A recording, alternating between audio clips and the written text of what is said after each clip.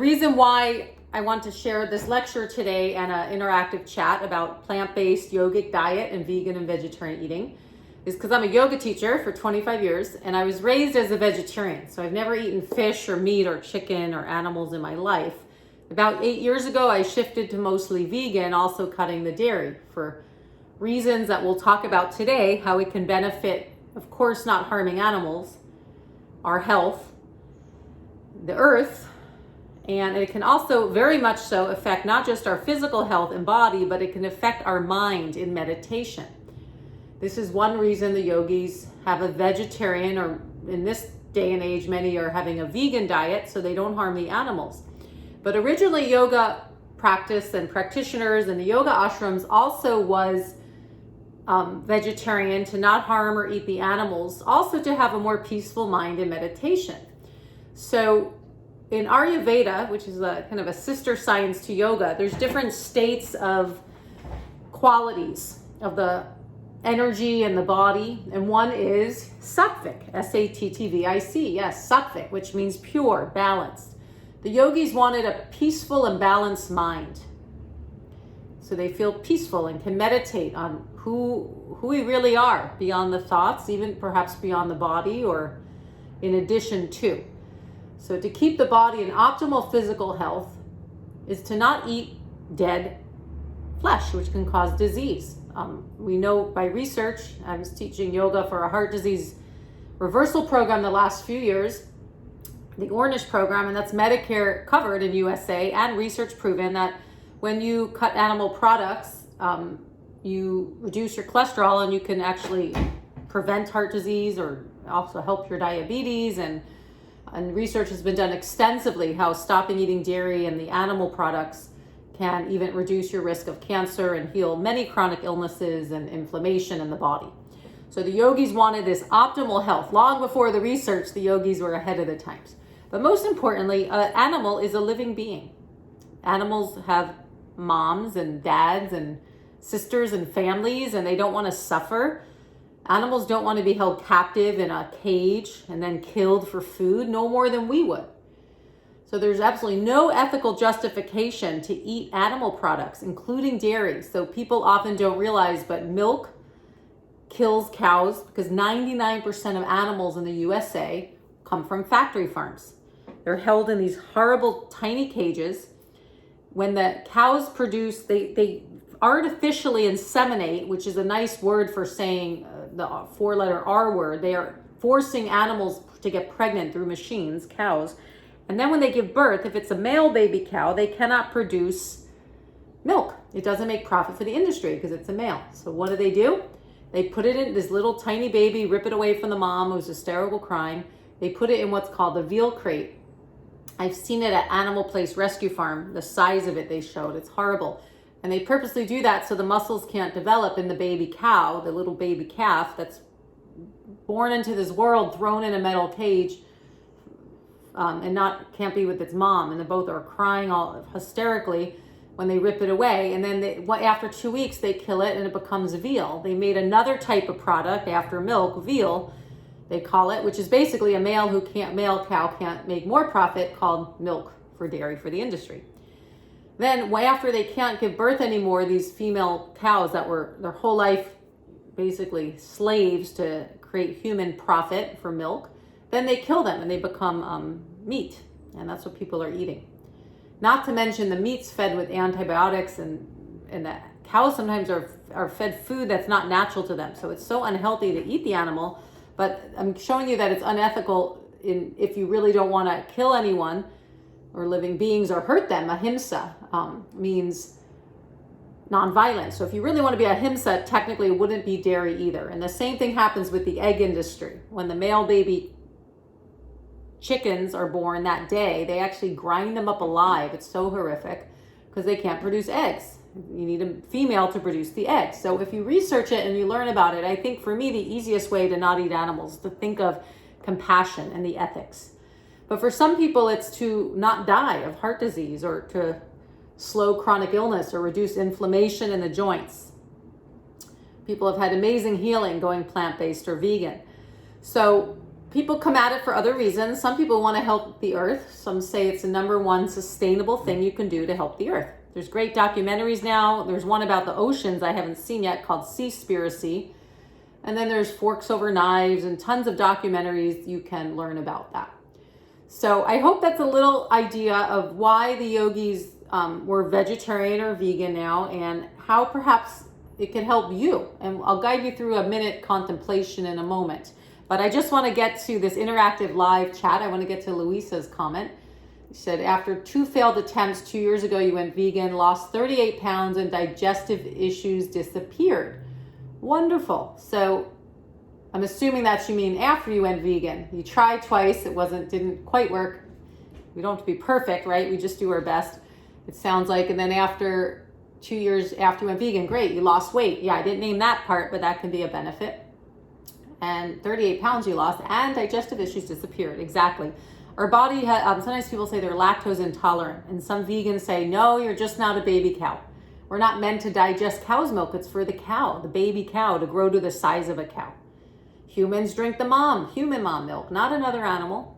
Like, we wouldn't drink our dog's milk if we wouldn't force your dog, your pet dog, to give birth to puppies and then take their milk to drink and pull the puppy away day one, right?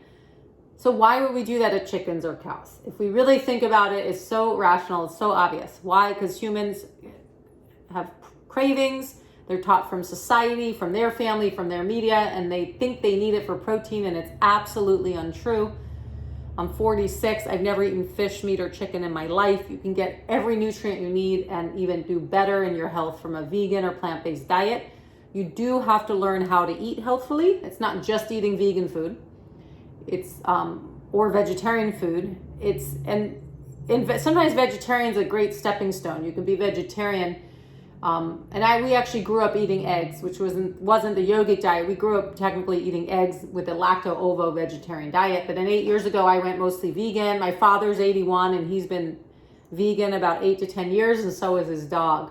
So, and if you're eating eggs from your hens, that's not the same as factory farm on the cruelty level. So some are okay with that. The vegan diet doesn't do that at all for animal products.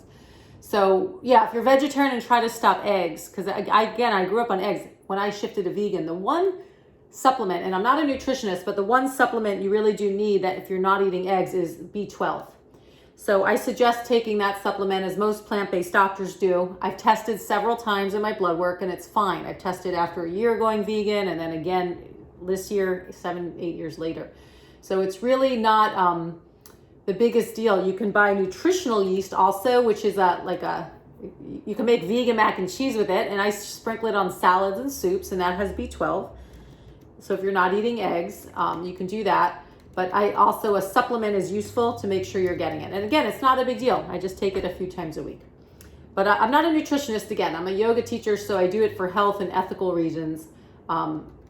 Why I don't want to eat the animals, and it helps the earth. But if you go to nutritionfacts.org, and I'll write it in the chat box, that's plant-based doctor, Dr. Greger, puts all the research on every nutrient, every type of diet, of the benefits to eating like certain vegetables for certain chronic illness. So feel free to check that out. And I hope that was helpful. Heather, you said that's awesome. These are from Whole Foods Free Range. Okay, but you have to be careful with eggs. When they say free range or cage free, labeling it, a lot of this comes down to profit and marketing. I've seen the footage. Sometimes they can legally say it's cage free or free range. And all that means is like, they're not, instead of in each one in a little cage, they actually might take like say there's like thousands and thousands of chickens cruelly crammed in bad conditions in a big hen house or whatever they call it. They might take a little tiny 2-foot door with barely like any of the chickens can get out. And that's called like free range or cage free. So you have to be careful. That name, we think it's ethical, and it's not always. It could be just as cruel or unhealthy, just so you know. And cholesterol, which can clog the arteries, comes from egg, dairy, and animal products. If you're eating plant-based vegan, you're not getting that cholesterol. So it's so much healthier for the heart. But, I'm not telling anyone what to do or judging. I'm just sharing what works for me and teaching 3 years over 10 cohorts for a heart disease program and watching the patients heal from and reduce medication in part from this vegan diet.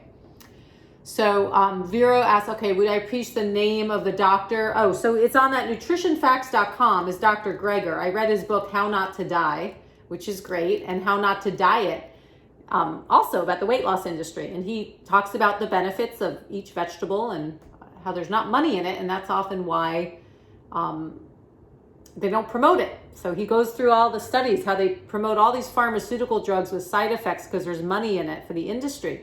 But as he says, there's no money in broccoli because you're not branding broccoli, right? You go buy broccoli, it could be from different farms. So one person's profiting, so they don't do mass marketing on the broccoli. So it all makes sense. You can read about it yourself. If you asked about the other doctor for the heart disease reversal program, I was teaching for, it's Dr. Ornish, and it's ornish.com, and he's got his heart disease program that includes yoga and reversal program, I should say, that includes yoga and vegan or vegetarian diet, working with nutritionists and nurses at about 40 hospitals in the US. So I'm glad you were listening today. We're going to end with just a brief 30-second or so reflection. So if you'd be so kind, you can close your eyes wherever you are. If you're sitting at a desk, feel the feet on the ground and sit tall. I teach chair yoga and yoga for companies also, so you can actually meditate at your desk. You just close your eyes. Breathe in and out through the nose. And just sense what's going on in your body now. So regardless of the diet you eat or any goals you have, just feel the breath. Notice your stomach. Are you full? Are you hungry? Do you feel good in your body? Do you feel at a healthy weight? Do you want to gain weight, lose weight? Just anything that's coming up for you as we discuss food and eating. Or perhaps some of you mentioned you're vegetarian, want to cut eggs, or some of you may want to cut the meat, or if you're vegetarian, you may want to cut more dairy. If you have any specific goal now for your nutrition or health or for helping the animals, just bring it to your awareness. Knowing that step by step, meal by meal, we can make choices that support our health, compassion, and the earth, and sustainability. And optimal sustainability. So every meal is a choice. We may fail many times, meaning we may not eat what we want because our cravings, and we fall to habits and media and family, friends pressure, but know that every meal you can make a new conscious choice. So just breathe that in. And then we'll end with an affirmation just to yourself, repeating silently, I am healthy. I am in alignment with compassion. I am healthy, repeating mentally to your body, and then for all animals, I am in alignment with compassion, or I live in harmony with all beings. You can make up your own. Affirming what we want, to live in harmony with the earth and the animals. And then place one hand on the upper chest, one on the stomach. Just breathe into your body. Feel the breath nourishing you.